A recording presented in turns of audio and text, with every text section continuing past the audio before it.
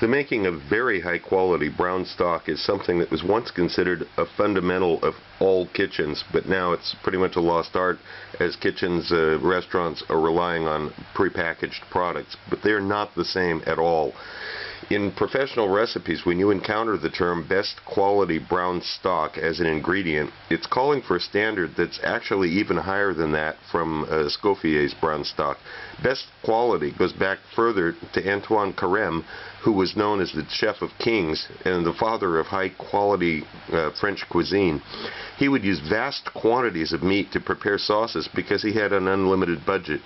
That's what is really being called for when you are told to use best quality beef stock in older books.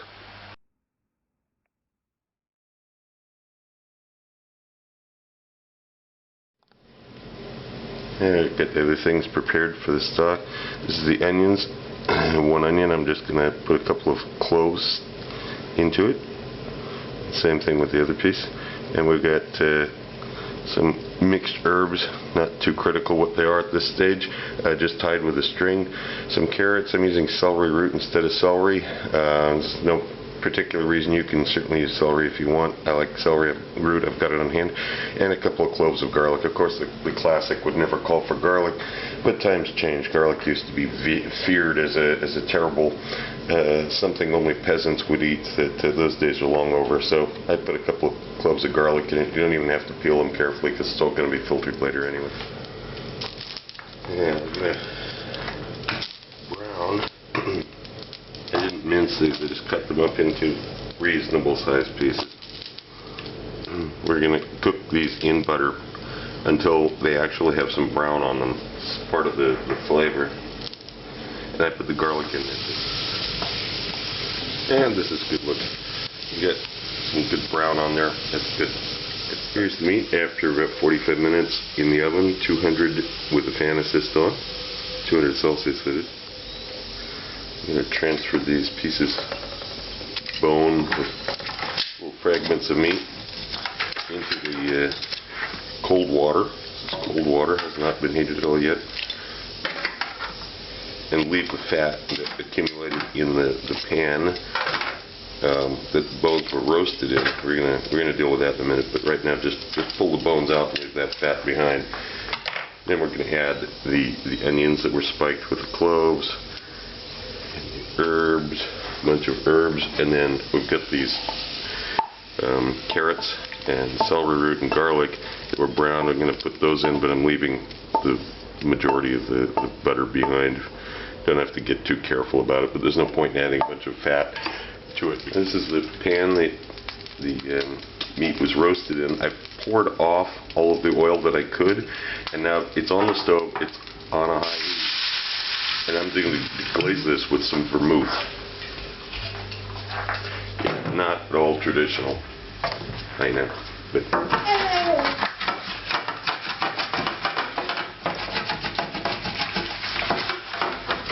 you don't have to worry about straining this either. You just want to cook it enough to get rid of the alcohol taste out of it.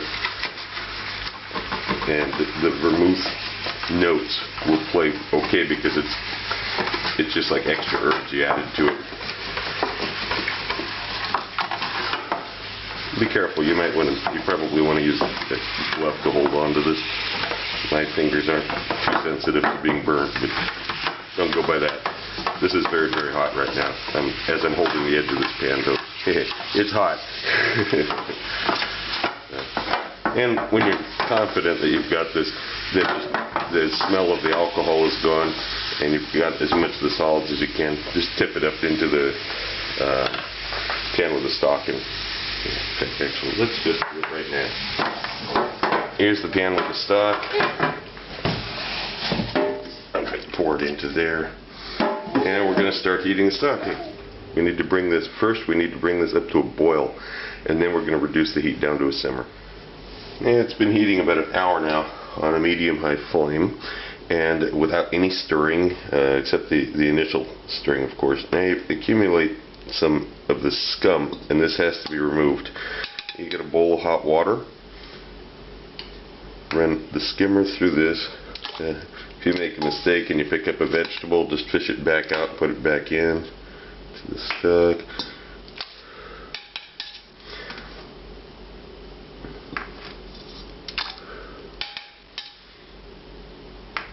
repeat this. You try to get all the scum off of it. The scum is going to cook and turn dark and nasty. It'll disflavor your final stock. So this is important step. You can't skip. You want professional results. And this is where most of the scum ended up, in the hot water. Okay, now it's reasonably clear. I mean, you don't have to be anal about it and get every last little dot of scum, but this is fine. It's fine. Now I'm going to cover it almost completely. It's like this. There's a little crack here, as you can see along the top. And I'm going to turn the heat down so that it maintains a simmer. And I'm also going to move it to the back of the stove in a minute. And it's going to sit here at the simmer stage, almost completely covered, for about 12 hours.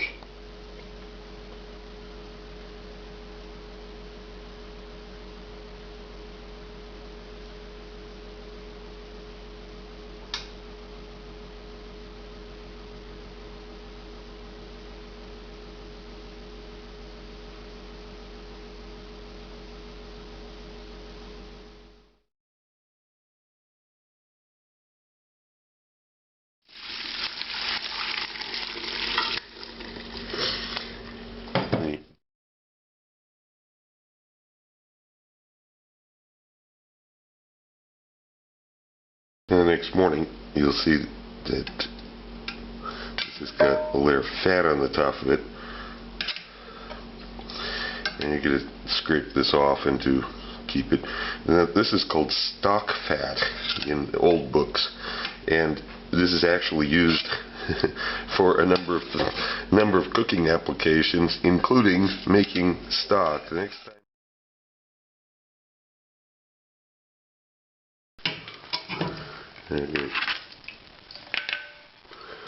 Just get the extra moisture off of this fat so it doesn't splatter everywhere.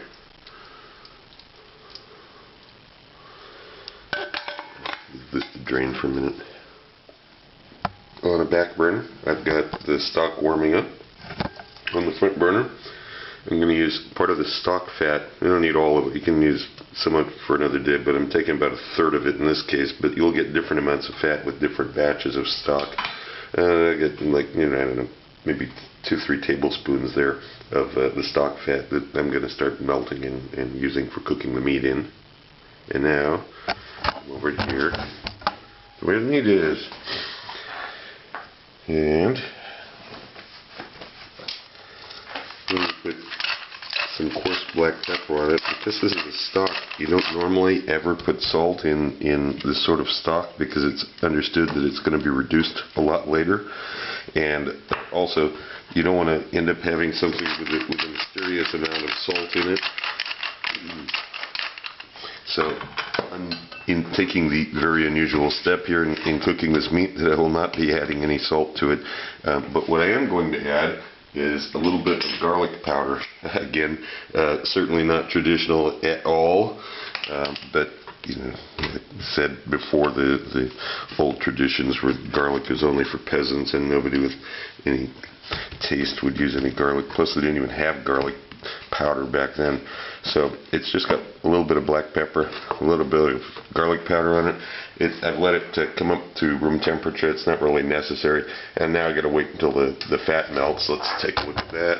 Okay, it's melting, but it's not 10 seconds later. Of course, it's bubbling away. Now I'm going to put the meat in there and let it brown. I'm putting the bones. Notice I arranged this. I'm putting the bones in the center of the pan because I want them to cook the most. They're going to take the most heat to brown. And while this is browning, on the first side, I went ahead and cut up some carrots, onions, and celery root. Again, this is going to be used in a couple of minutes. The heat on the pan here, on the meat, is a number 7 out of 1 to 10.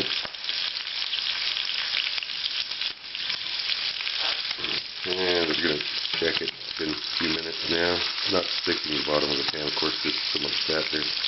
This is good. This is a good amount of brown. And turn it around. Keep the bones in the center as much as possible. Doesn't have to be like charred black, but you definitely want to develop some caramelization on this before we continue.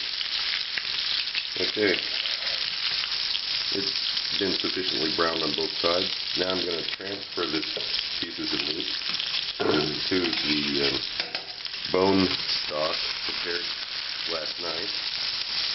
It was refrigerated, then we skimmed the fat from it, reheated it. It's in there now. Now we've got the pan with the hot fat. These vegetables are going to go in, and we're going to brown those a little bit. We're also going to scrape the bottom to the bottom of the pan to deglaze it and try to pick up that fond onto the vegetables. These don't have to be cooked super well, but we definitely want to pick up the fond from the bottom of the pan. That's the main point.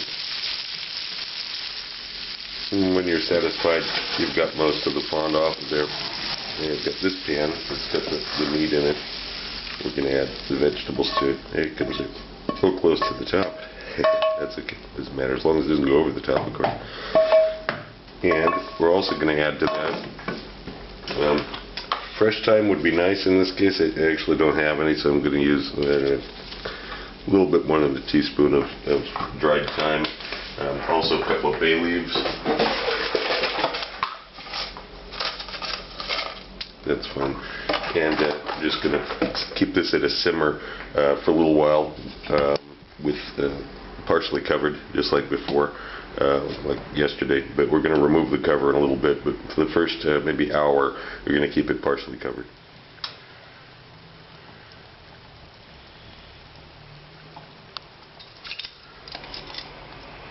And now we've got it up to the boil part. We're going to turn the meat around a little bit, make sure it's in the stock.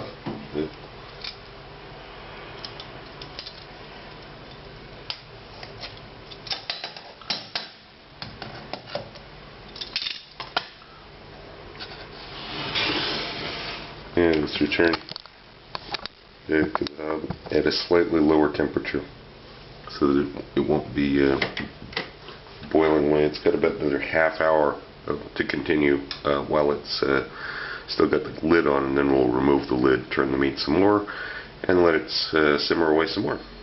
Okay, it's been just under an hour. The stock is simmering now. This is the point we're going to remove the lid. Now, you're going to have to periodically, you're going to have to turn the meat around and over, because as this continues to reduce, there won't be enough liquid to keep the meat submerged. So one of the requirements of making this is you're going to have to every once in a while turn over whatever meat's floating, got pieces floating up above the surface of the liquid, turn it back around again. This is going to continue cooking for a while longer, again on a slow simmer, but because now I've removed the lid, I'm going to have to increase the heat a little bit, because now there'll be heat escaping from above the surface, which there wasn't much before when the lid was on it, of course. So this is going to keep simmering. We're going to turn the meat over once in a while. I'll show you what it looks like when it's done. This is the amount of boiling that you want to see during a reduction. You don't want to have it vigorously boiling, or it'll boil out all the flavor and it'll pulverize the vegetables too, so that won't be good. So you want to have it at a good simmer, but only a good simmer. Okay, it's been about 2 hours and 45 minutes now of total cooking time. This meat is extremely tender. There is such a thing as overcooking your stock, and we definitely do not want to do that. Then it starts losing flavor and picking up some bitter tones and some other stuff that you don't want in there. So next thing rather is to pull off this meat. What are we going to do with this meat? Well, if you're cooking for the King of France, you'd probably throw it out the window and the peasants would get it and eat it. But you know, there are some other applications for it, but that's for another time. Right now we don't need it anymore, so we're just going to set it off to the side. Now the remainder of this has to be strained, and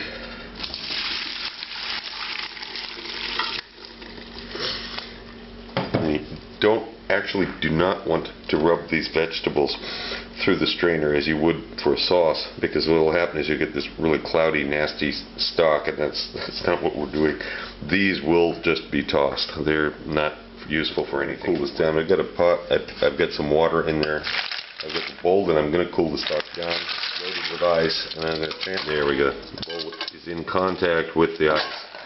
Now we're going to pour the stock that we just filtered into here. and begin chilling it down. This has to be done reasonably quickly, otherwise the stock will actually start spoiling, and that's definitely not what you want. So after we stir this around a little bit, get it cooled down, and it'll go into the refrigerator to finish cooling. And after it's been refrigerated for a while, you've got this sheet of fat that you just skim off. This is also stock fat, and you can use this for other things. But in the case of this, beef fat's not really very healthy for you. So there's occasional applications for it, but mostly this is thrown. Beef fat's like the worst kind of fat you can eat.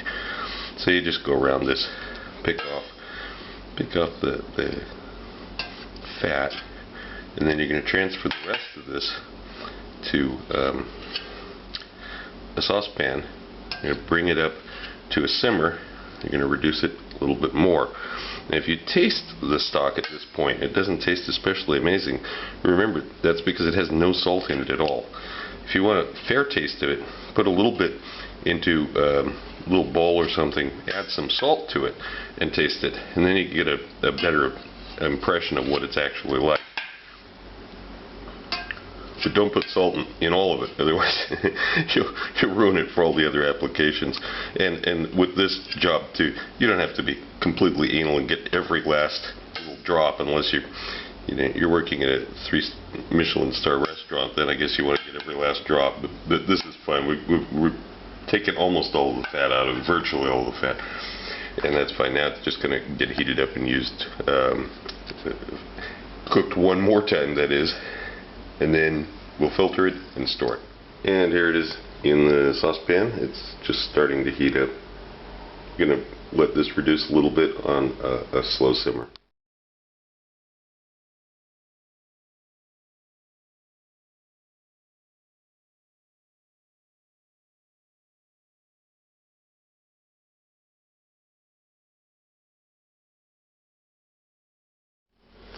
Here we have the finished stock the next day. As you can see, it's solid. It's like a gelatin. And you can pick it up. It's like thick like this, but it's very nice and clear. If you can see that in the video. Also look for my cocktail book, Cocktails of the South Pacific and Beyond, Advanced Mixology, available through Amazon online.